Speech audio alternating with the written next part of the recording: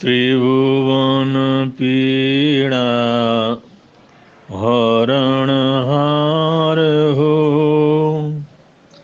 तुमको मेरा नमस्कार।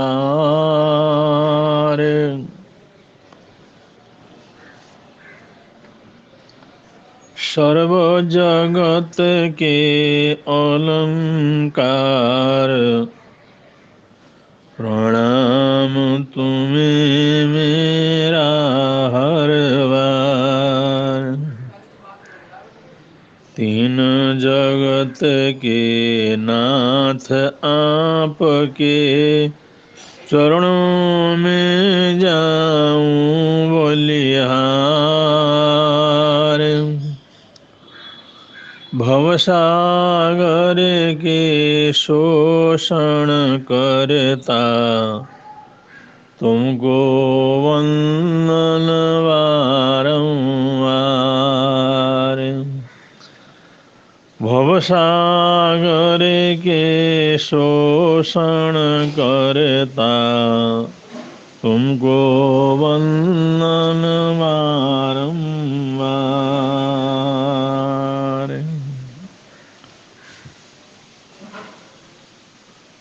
पुण्यमानी भाग्य, भावना, भक्ति,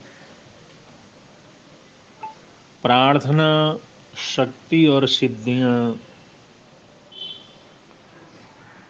समर्पण, श्रद्धा और विश्वास, इनमें से कुछ भी क्यों न हो, फिर भी यत्न प्रयत्न पुरुषार्थ के बिना किसी भी कार्य की सिद्धि असंभव है।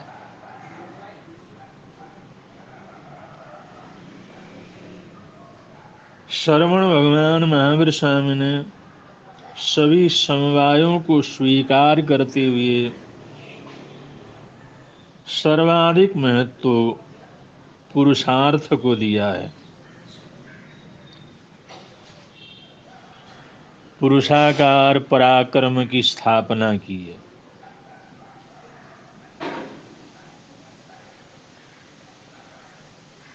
भगवान महावीर स्वामी के अनुयायी साधु साध्वियों को श्रमण और श्रमणिया बोला जाता है।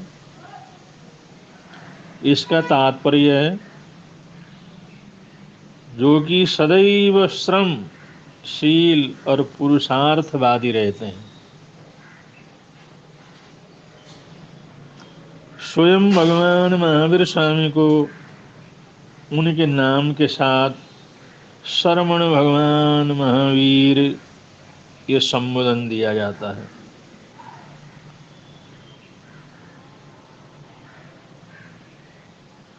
श्रमण महावीर स्वामी की साधना पद्धति में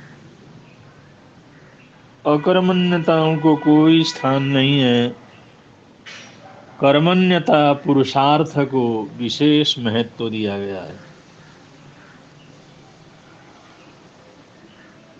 लोग श्रमहीनता से, आलसीपने से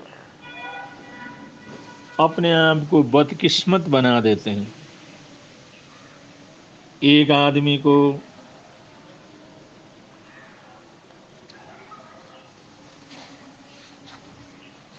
घोड़दौड़ से पैसा कमाने का शौक चढ़ा,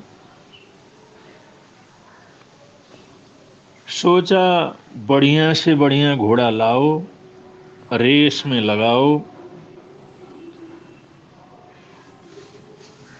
अव्वल आने वाला घोड़ा हो तो एक बार में लाखों लाखों रुपया की कमाई हो सकती है। उस व्यक्ति ने खोज खबर ली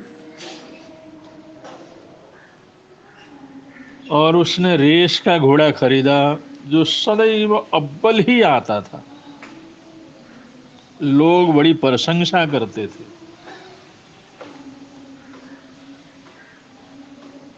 सबने कहा ये घोड़ा कभी हारने वाला नहीं।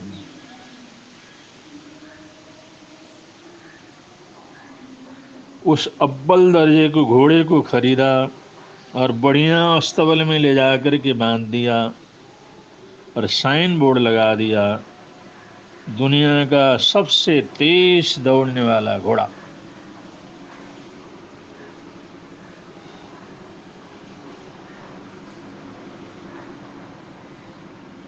उस घोड़े के मालिक ने उसको खाने पीने को तो खूब दिया पर दौड़ाया नहीं, ट्रेनिंग नहीं दी।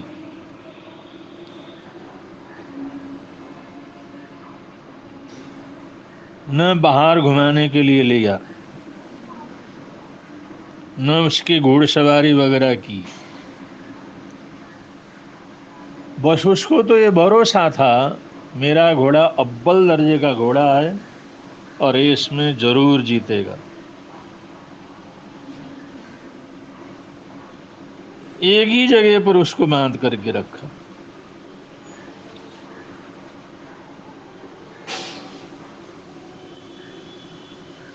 जब रेस की सूचना आई, उसने अपने सपने को साकार करने के लिए, अगर एक साथ खूब पैसा कमाने के लिए अपना अव्वल दर्जे का घोड़ा रेस में लगा दिया।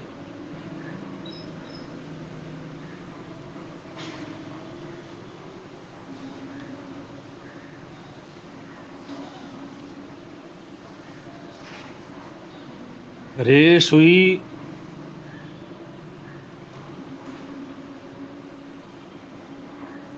और उस घोड़े के मालिक को तो बिल्कुल विश्वास था कि मेरा घोड़ा जीतेगा, वो बहुत बड़ा पुरस्कार प्राप्त करेगा, मुझे जिताएगा।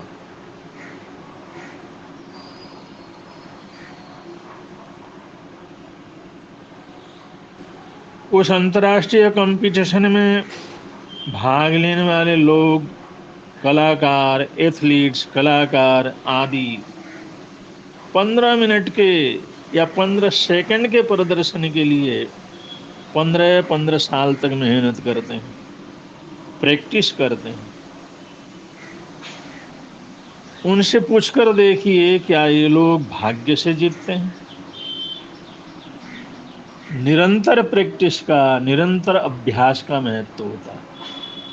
जो लोग कदम कदम पर चैलेंज स्वीकार नहीं करते, मेहनत और श्रम नहीं करते, पुरुषार्थ के साथ आगे नहीं बढ़ते, वो लोग अपने भाग्य को नहीं चमका सकते।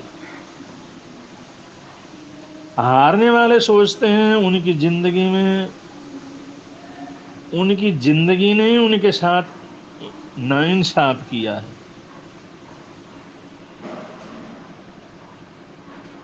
वे अपने नाकामी के संबंध में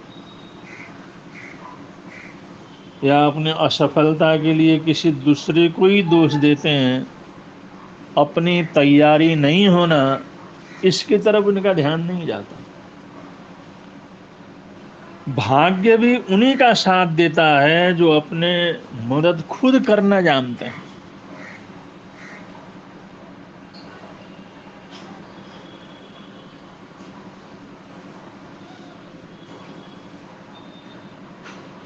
हाँ, उस घोड़े के मालिक ने रेस में घोड़े को तो लगा दिया, लेकिन वो घोड़ा सबसे फिसड्डी निकला।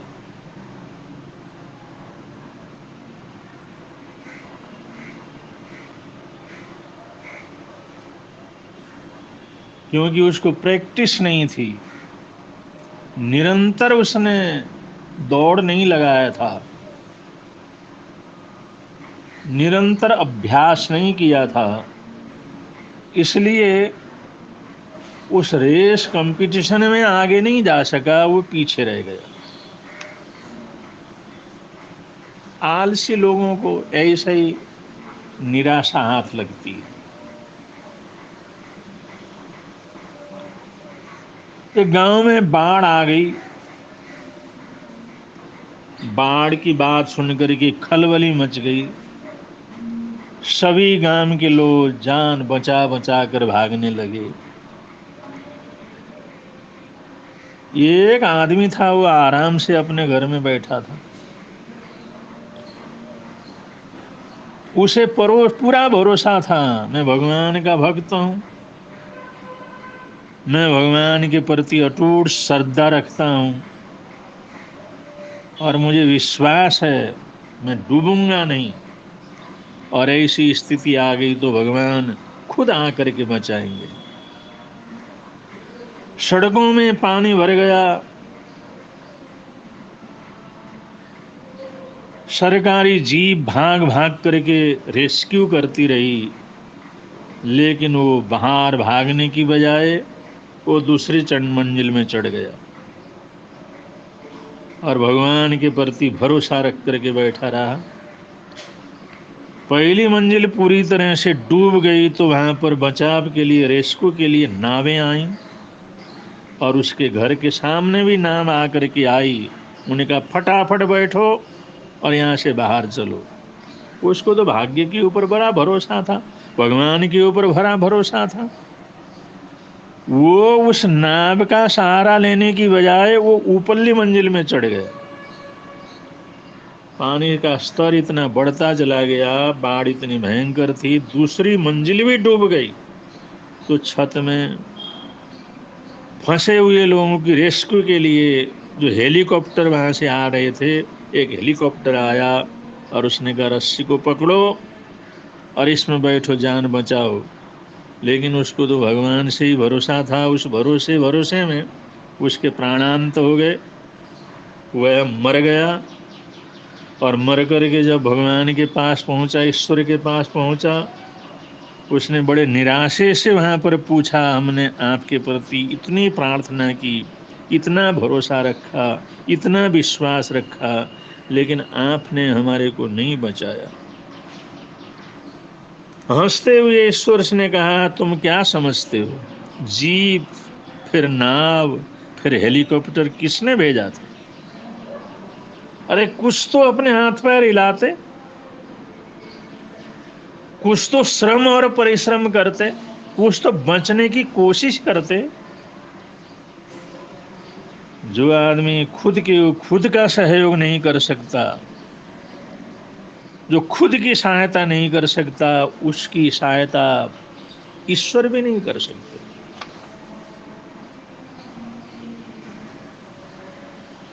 अपनी जिम्मेवारी को स्वीकार करना, कारण और परिणाम को समझना, उनके नियमों को पालन करना, जागरूक होकर के समय को देखना, ये भी सफलता के लिए बहुत आवश्यक है। भाग्य भी योग्य व्यक्तियों का साथ देता है। अलेक्जेंडर ग्राम इस बात से बड़े परेशान थे, उनकी पत्नी को बहुत ऊंचा सुनता था।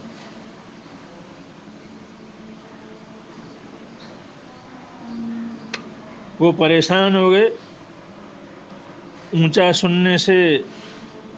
अलेक्जेंडर ग्राम की पत्नी भी परेशान रहती थी, तो उन्होंने उसके लिए हियरिंग एड बनाने की कोशिश की, बड़ा प्रयत्न किया, कई प्रयोग किए, जी तोड़ मेहनत की, जी तोड़ कोशिश की, किसी भी तरह से हियरिंग मशीन बना करके इसकी तकलीफ को दूर करो। वो मेहनत करते करते हियरिंग मशीन बनाने में तो सफल ना कामयाब रहे, वो तो नहीं बना, लेकिन उन्हें ये प्रयोग करते करते टेलीफोन के सिद्धांतों को ढूंढ निकाला। उन्हें टेलीफोन के सिद्धांत और उसका नुस्खा उनको समझ में आया और दुनिया के लिए कितनी बड़ी चीज इजाद की और संसार को टेलीविजन का आविष्कार उन्होंने प्रदान किया। लेकिन ये तो इसके लिए उन्होंने नहीं किया था, लेकिन श्रम करने वाले को कहीं न कहीं से कुछ न कुछ परमात्मा देता ही है। इच्छा शक्ति एवं परिश्रम के परिणाम स्वरूप बचपन में पोलियोग्रस्त विल्मा रुडोल्फ ने 1960 के ओलंपिक में सबसे तेज दौड़ने वाली एथलीट बनी और उसने 3 गोल्ड मेडल जीत ली। इस श्रम का परिणाम